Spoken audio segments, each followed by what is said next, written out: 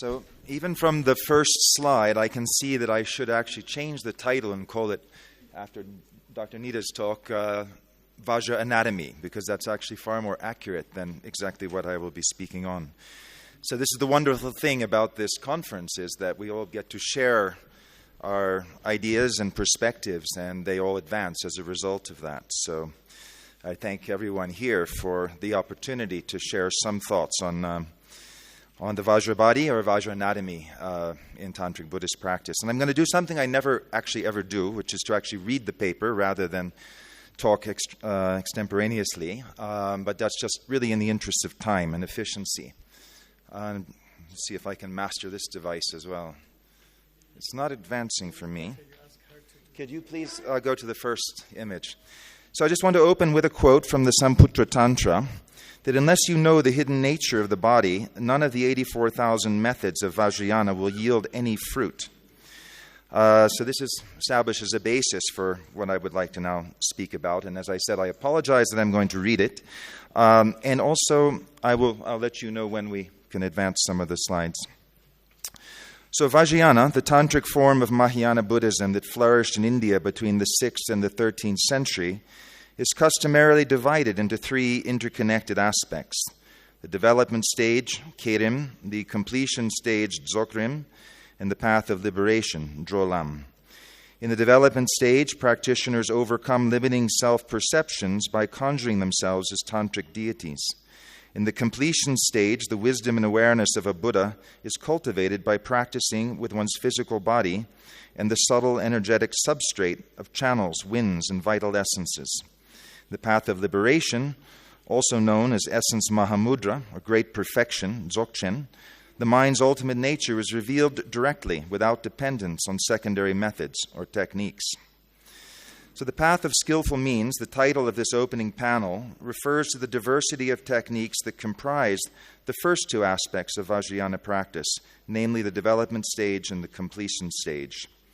The self-transcendence implied in recasting oneself as a tantric Buddhist deity, an embodiment of emptiness and universal compassion, is furthered by actualizing the meditational deity's metaphysical anatomy of transpersonal bliss in the form of the so-called Vajra body, Dorjilu, through which one's indwelling Buddha nature is more deeply realized and embodied.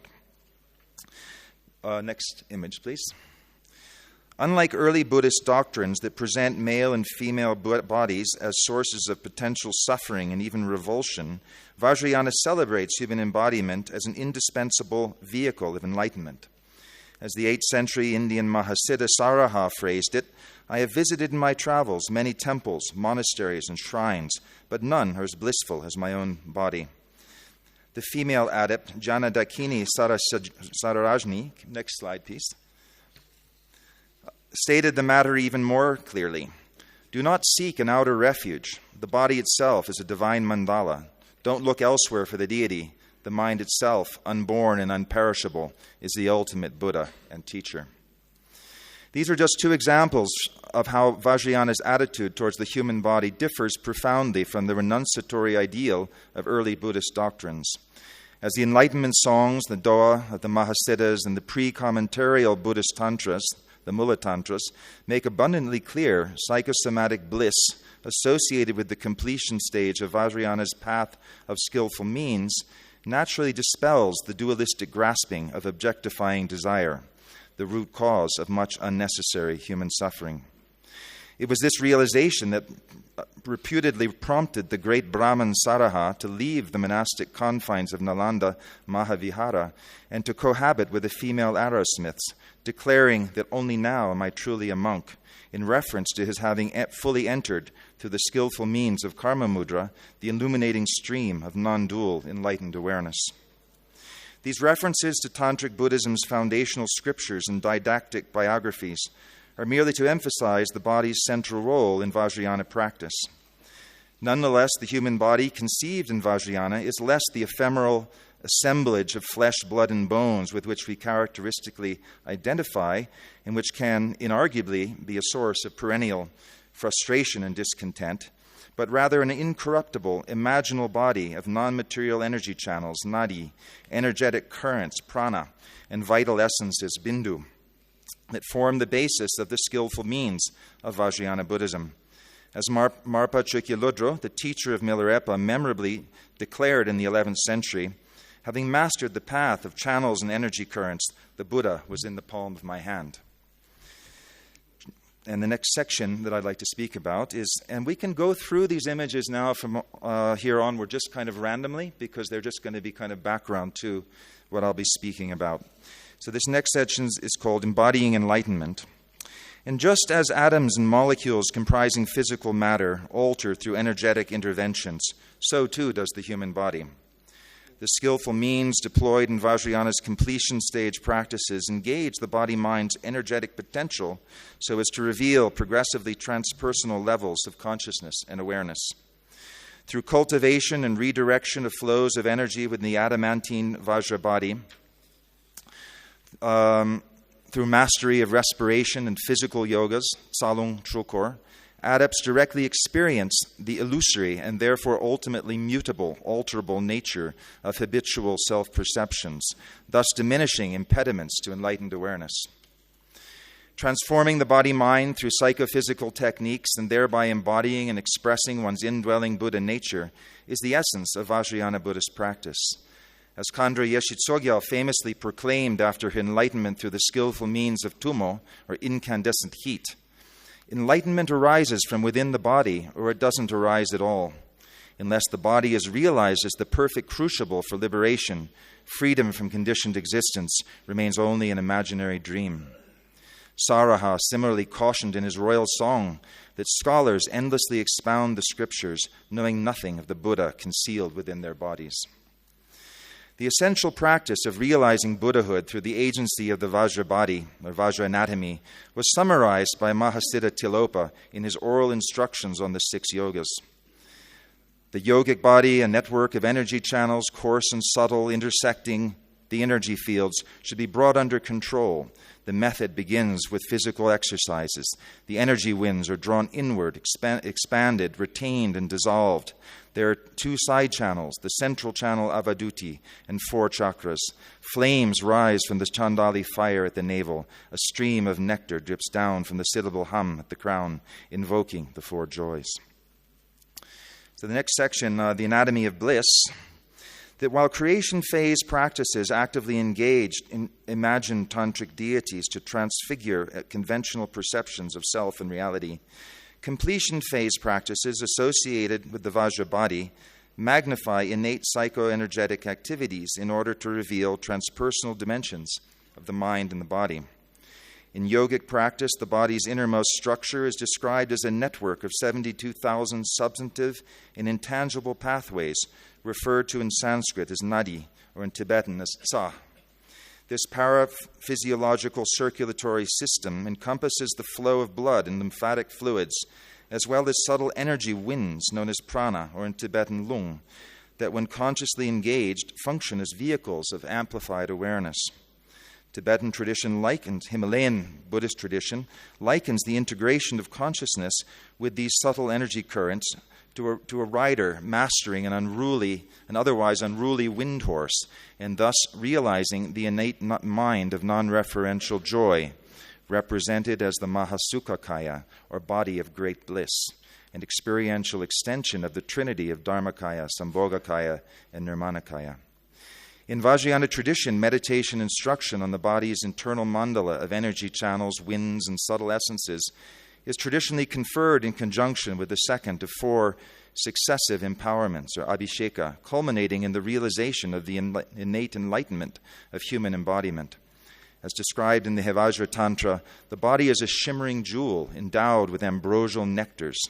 Mahasiddha Virupa's influential Vajra lines further designates the body as a tantric text that, when fully comprehended, removes impediments to the realization of great bliss, Mahasukha, a synonym for enlightened existence. The channels that form the energetic substrate of the Vajra body intersect at chakras, or wheels, along the body's central meridian, which extends downwards as well as upwards from the navel, the chakra of emanation. Chakras vary in number between traditions. The Chakra Samvara Tantra denotes 5 chakras, including the chakra that sustains bliss in the genital region. The Kala Chakra Tantra enumerates 6 chakras, including the chakra of immortality at the forehead. The Sakya Lamdre, or fruitional path connected with the Vajra Tantra, delineates 18 chakras, including 12 at the body's principal joints. Other tantric traditions describe the whirls of energy at the interstices of the body as dakas and dakinis, the animating wisdom energies of enlightened consciousness. Chakras are fundamental to Kundalini Yoga in the Hindu tradition, which channels psychic energy through a system of 7 energy plexuses along the body's central axis. In Buddhist Tantra, 5 principal chakras are denoted at the head, the throat, the heart, the navel, and the genitals, as Dr. Nita introduced. The chakras are typically represented as lotuses with varying numbers of petals, signifying radiating energy channels called nadi. Each chakra is further associated with a Sanskrit seed syllable, and often with a tantric deity within an encompassing mandala circle.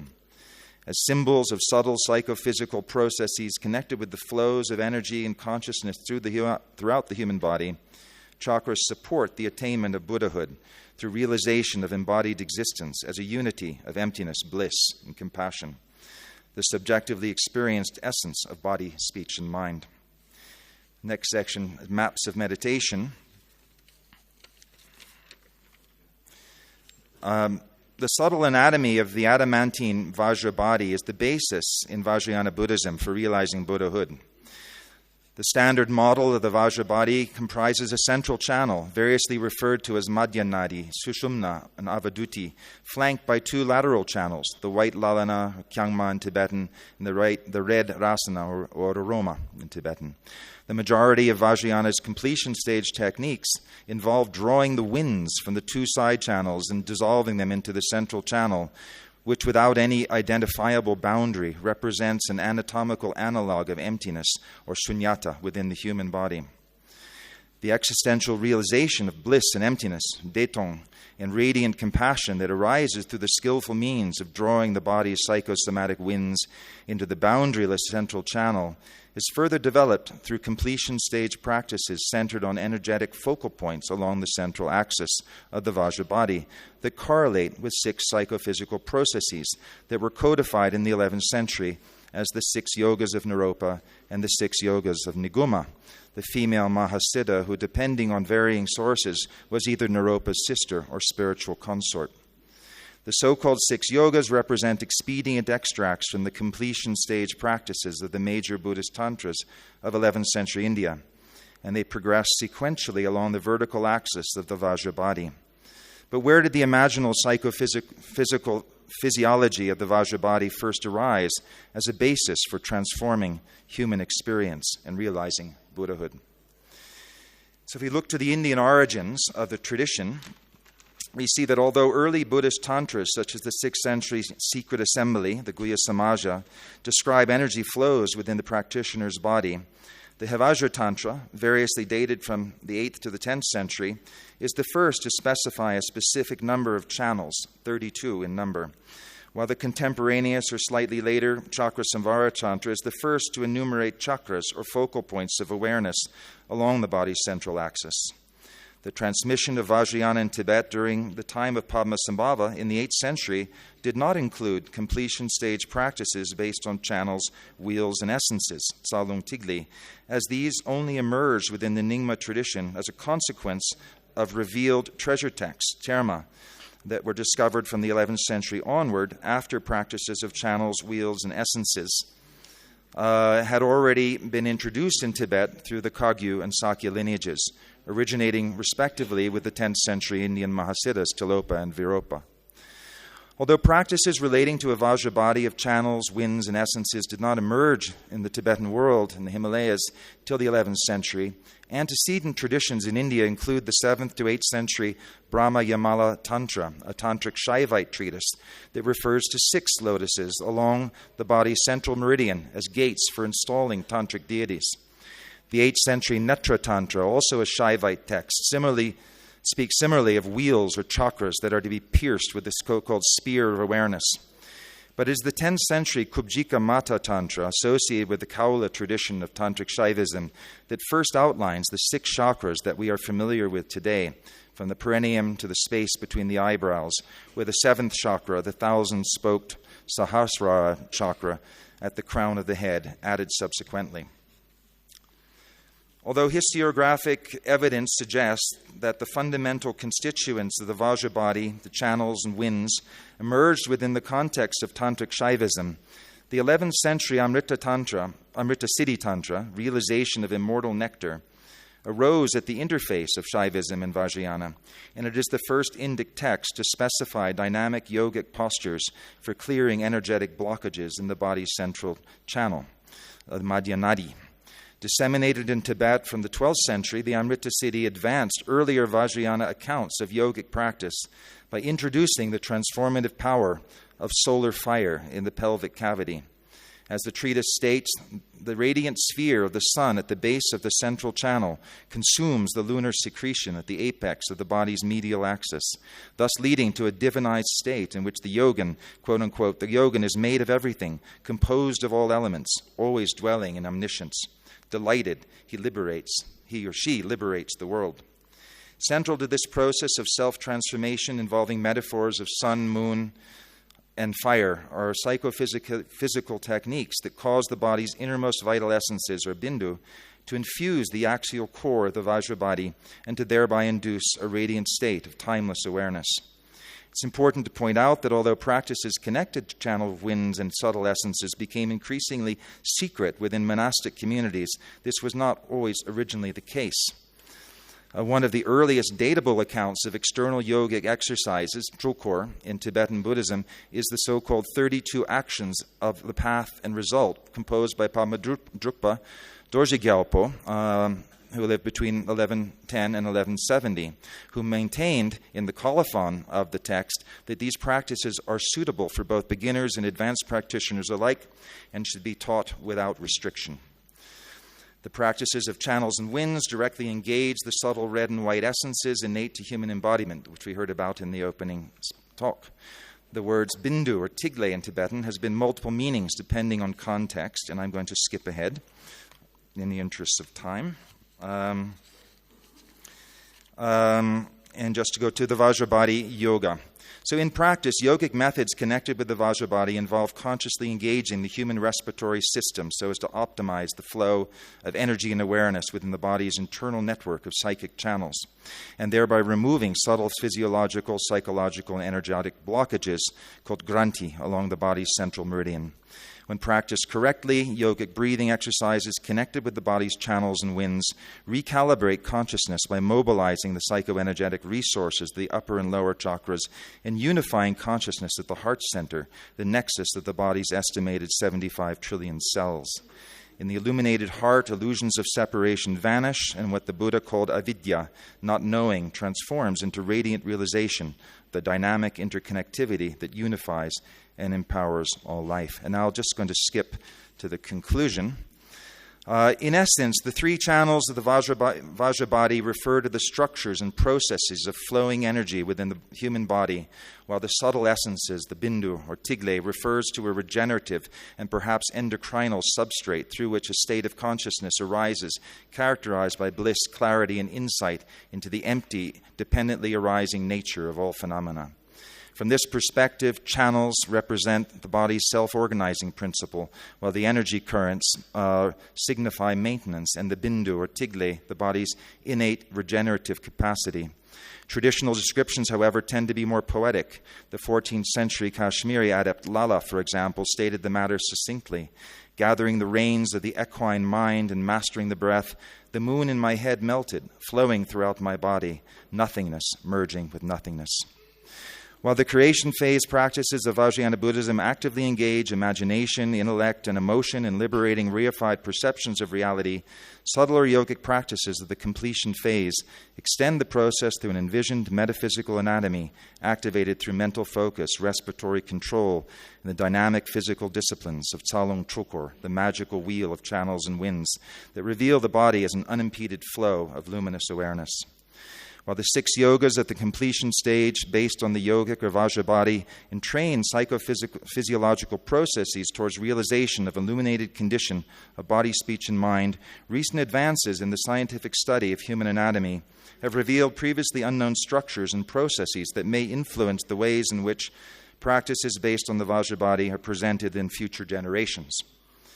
As other speakers will be specifically addressing these exciting developments, such as the interstitium, the microvascular system, the enteric nervous system, brain-derived neurotropic factors, and the photonic substrate of human embodiment, I will thus conclude with the observation made by the Tibetan adept Gyalwapa Yongumpa in the 13th century in his treatise, Hidden Descriptions of the Vajra Body, which beyond imaginal structures and yet to be discovered dimensions of human anatomy refers to the conventionally experienced body, speech, and mind as gateways for realizing the 3 bodies, trikaya, of absolute reality, as the innermost essence of one's lived experience as a human being. As Gyalwa Yongompa further notes, if you do not understand the fundamental nature of the body, you will not understand the essential point of meditation. It is at this juncture where the path of skillful means yields to the path an irreversible experience of liberation, the ultimate revelation and eternal treasure of Vajrayāna Buddhism, and the essence of skillful means. I will thus end here with the promising words of Khandra Yeshe Tsogyal, as the female archetype of enlightened awareness. To voyage through the sky with this material body, meditate on the subtle channels and inner winds, and gain mastery over your energies and thoughts. Ultimate accomplishment is nothing other than this. Thank you very much.